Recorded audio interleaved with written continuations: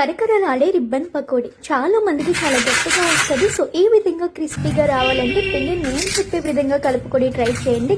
నోట్లో వేయగానే వెన్నలా కరిగిపోయేంత క్రిస్పీగా వస్తాయి. దీనికోసం ఒక ప్లేట్ తీసుకొని 3 కప్పుల బియ్యం పిండి, 1 కప్పు శనగపిండి తీసుకుని మంచిగా జల్లించి పెట్టుకోవాలి. మిక్సీ జార్ లో వాము, సాల్ట్, కారం, కొంచెం శనగపిండి వేసి మెత్తగా గ్రైండ్ చేసుకుని యాడ్ చేసుకోండి. ఇది మీరు డైరెక్ట్ గా కూడా తీసుకోవచ్చు, కాకపోతే వాము ఇలా మిక్సీ పట్టు తీసుకుంటే ఫ్లేవర్ ఇంకొంచెం బాగుంటుంది.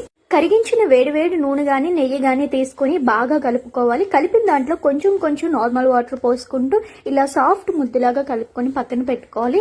మురుకుల ప్రెస్ తీసుకుని అందులో రిబ్బన్ పకోడీ ప్లేట్ వేసి కలిపి పెట్టుకున్న ముద్దలోంచి కొంచెం పిండి వేసి ఇలా వేడి నూనెలో రౌండ్ గా ప్రెస్ చేసి రిబ్బన్ పకోడీ చేసేసుకోవడమే. దీన్ని మీడియం ఫ్లేమ్ లో 2 వైపులా క్రిస్పీగా అయ్యేంత వరకు గోల్డెన్ బ్రౌన్ కలర్ వచ్చేంత వరకు ఫ్రై చేసుకుని టిష్యూ ఉన్న ప్లేట్ లోకి తీసి పెట్టుకోండి.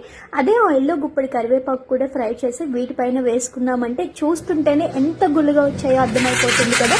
ఈ సంక్రాంతికి మీరు కూడా ట్రై చేయండి క్రిస్పీ రిబ్బన్ పకోడీని.